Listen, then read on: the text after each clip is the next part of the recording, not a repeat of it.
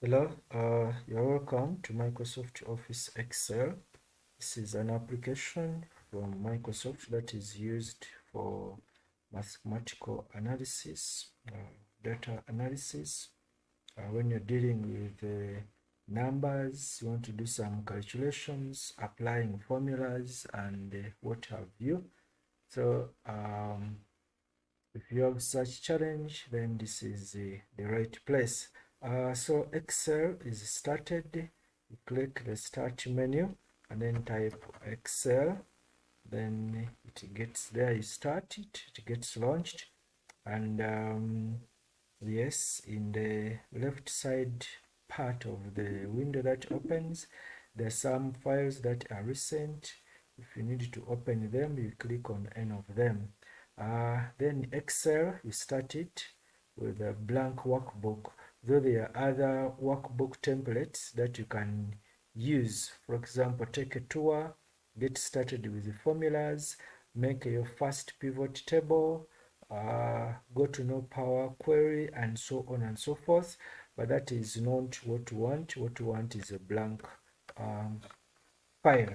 Now Excel file opens as a workbook. You can see a book 1 in the title bar, and then Excel, and then beside down here we have tabs, the file, the home with its associated ribbon. Then we have the insert tab with its ribbon.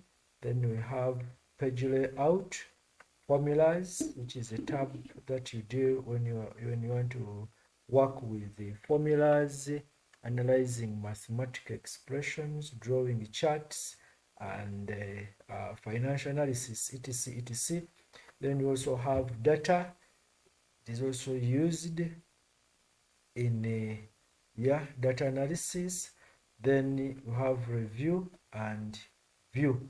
These are the features of Microsoft Office. Now, when Microsoft Office Workbook opens with the worksheets. So here it opens with only one worksheet. That this worksheet you can right click. This one where you see the name sheet 1, that is a tab. That tab you can insert. You right click on it, then insert worksheet. So you can insert a new worksheet. That's one way of inserting a new worksheet, by right clicking. Another way, you just tap on this plus and you can add as many worksheets as you wish. Then right click on the sheet tab. You can also select to delete. So a worksheet can be deleted by just right clicking on it, right clicking on the tab, then you try to delete it. And we find that according to this message, it is not possible to delete all the worksheet. At least the workbook must contain at least one visible worksheet. So a workbook cannot remain empty without a worksheet. Then this worksheet again, we can go down here to tab color. We can give these tabs, we can give them some color. Just right click, then you go to tab color and you give them a color. So this is a tab representing this worksheet, and this tab is representing this worksheet. Okay, again, it is possible to hide that tab. When you hide that tab, it's like you're hiding a worksheet. Yes, so that worksheet which had the green color, it has been hidden. Again, you can right click, hide. The same way, you cannot hide all the worksheet. There must be only one visible worksheet. Then you can unhide. You select unhide, then you choose the tab that you want to unhide. Then right click. There's also rename here. I can rename this one my name. That is Ronald. That is my first name, and my last name is Golova.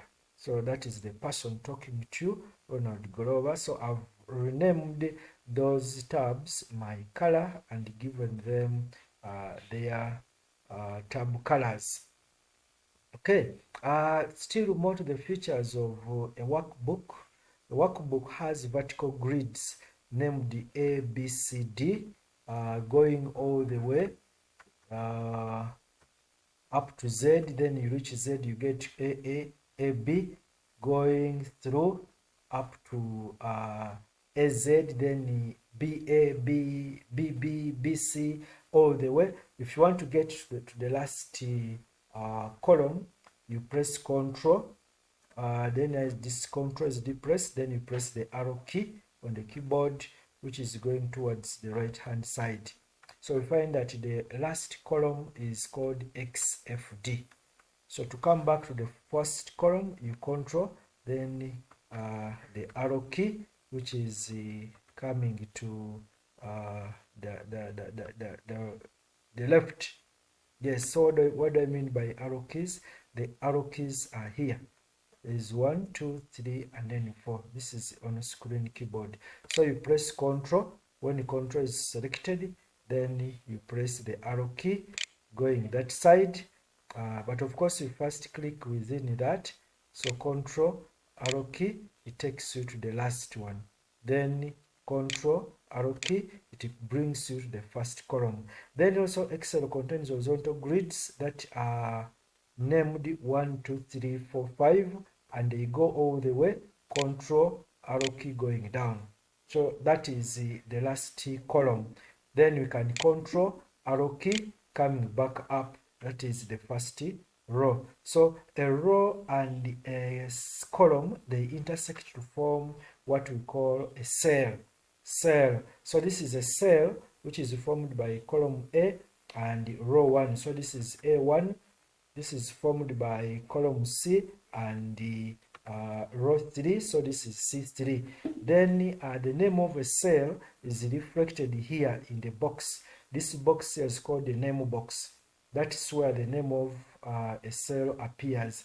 Wherever you click in a given cell, its name will appear in the name box. Again, Excel has got another feature here, which is called the formula bar. This formula bar, this shows anything that you try to type to enter in Excel. For example, if I enter that one in Excel, S/N for serial number, then it will appear here. I get here, I type their name, again the name will appear there. I type there maybe assignment, maybe let me not use the name.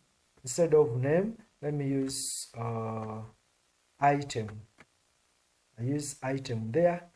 Then here I use unity price.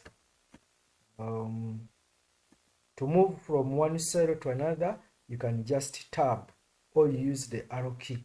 You press this arrow key, it helps you to navigate. Now that is unity price.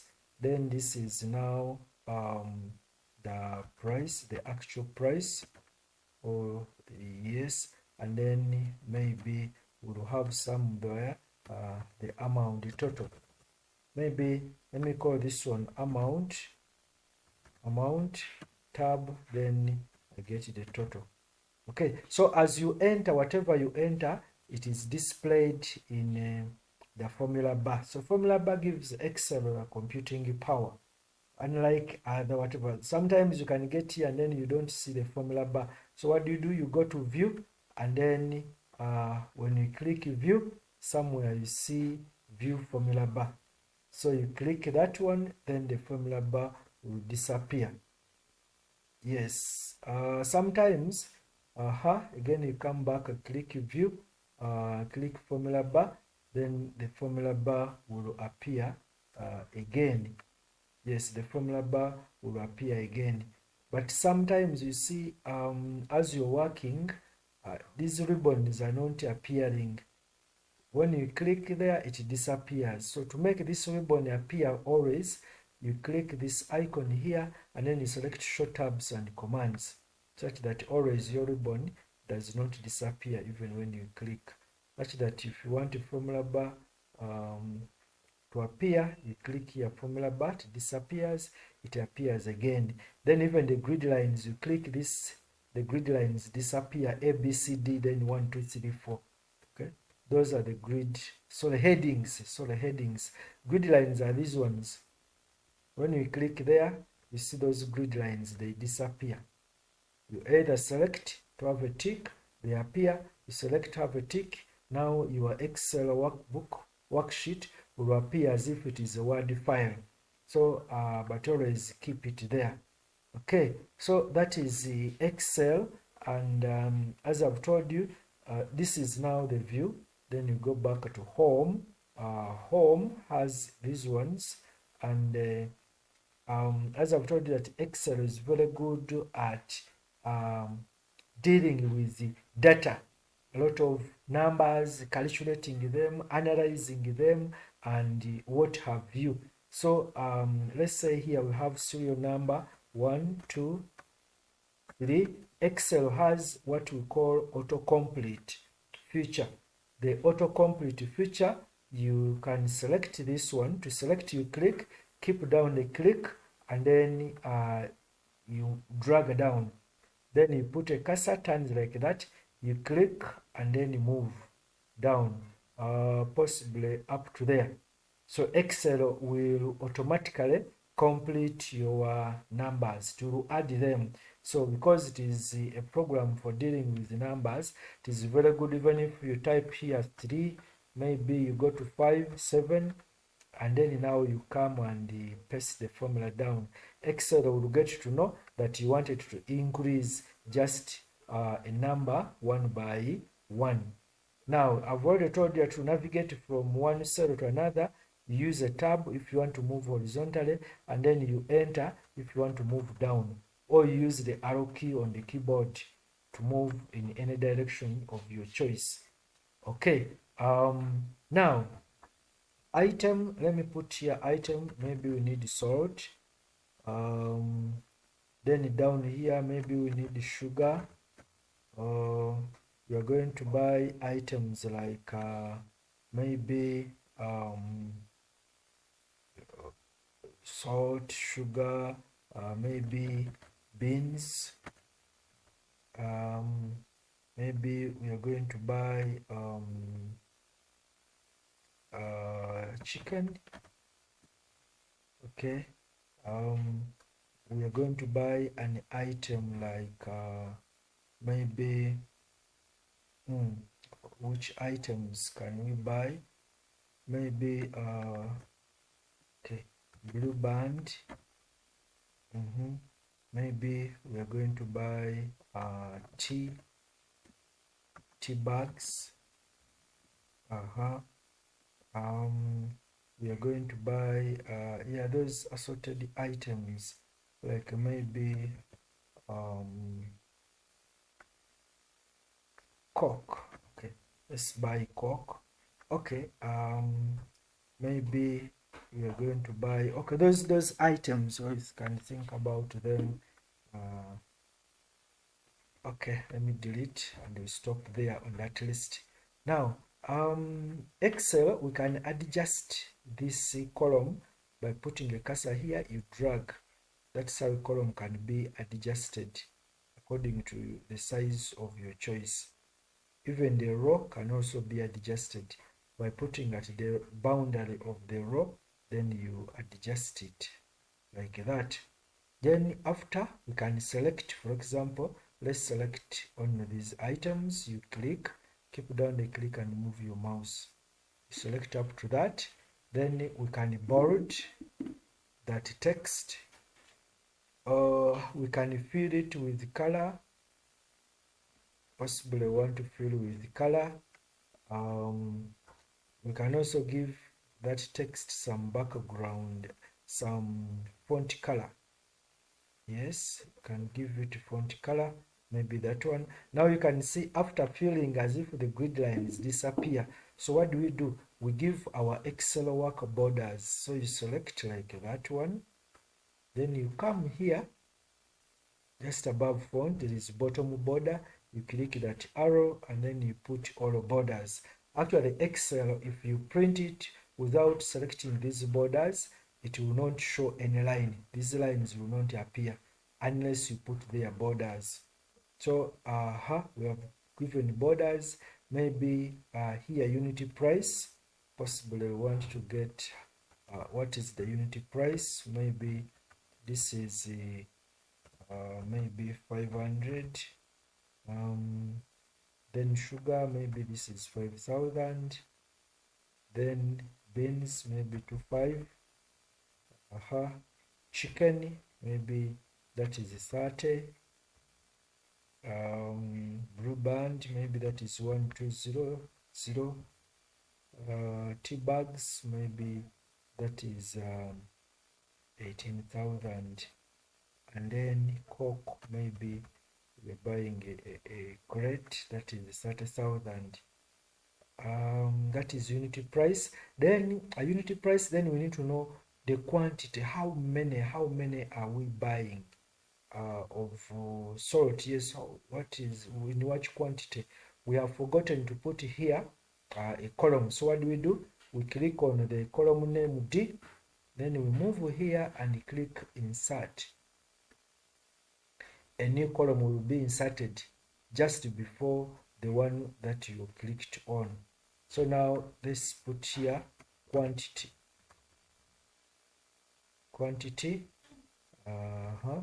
Which quantity? Maybe salt we need to buy like 5. Sugar maybe 10. Beans maybe we need 2.5. Chicken we need 1. Blue band maybe we need 2. Tea bags maybe we need 3. Then Coke maybe we need 7. Okay, then now here we need to know the amount that is going to be bought for each of these, each item. What is the amount? Sorry, so it's not typed amount. Maybe let me suggest price. What will be the purchase price now? Purchase price or the total amount? The total amount. Total amount. Yes, price. Oh, this was unity price. Yes, it was not necessary. Possibly this was not necessary. Now this column is not necessary. Here we can remove it. I select, I click on the column name, then move here and select delete. Or if you click this one, it gives you specifically what you want to delete. You can delete a row, you can delete cells, you can delete column, but now because you have selected the entire column, you can delete columns, so that column will go. Now we need to know what is going to be the total amount for salt. That calls for calculation. Now Excel is very good at doing calculations. So to do calculations, you get here, you click there. In a cell where you want to do calculation, you put equal sign. Then now you can put a formula. So the formula is going to be this unity price. You see when you click on it, it does not bring the actual value, but rather it gives you the name of a cell. That is called cell referencing. Then times is a star, the quantity. Again, it has given us the name of a cell, not the amount which is in the cell. Okay, such that when you change the value here, even the formula, whatever is here, is going to change. Okay, that is cell referencing. So then you click enter. So you see that 500 times 5, it is giving you 2500. And this is good, that even when I change, maybe this one I made a mistake, it was not 500, maybe it was 1000. Because I referenced a cell here, it is the value which is here, which is going to come. Okay, I repeat here, put equal sign, get this times this, enter. So that is the thing. Then now we can paste the formula down. So we put a cursor here and then we move down like that. Yes, so you drag down whatever. So there we have got the total amount. Okay, so that is what Excel is good at. doing formulas. Now those are self-generated formulas. You may find that maybe we are paying tax for this amount. Okay? So you can put your tax. Maybe let's say tax is 10% per each item you buy. Maybe 18% VAT. So you say equal to, the tax is equal to the total amount times 18%.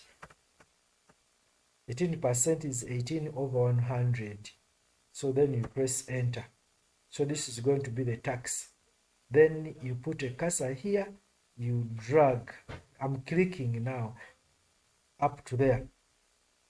Okay, that is the thing. Then maybe we need to find the total amount here.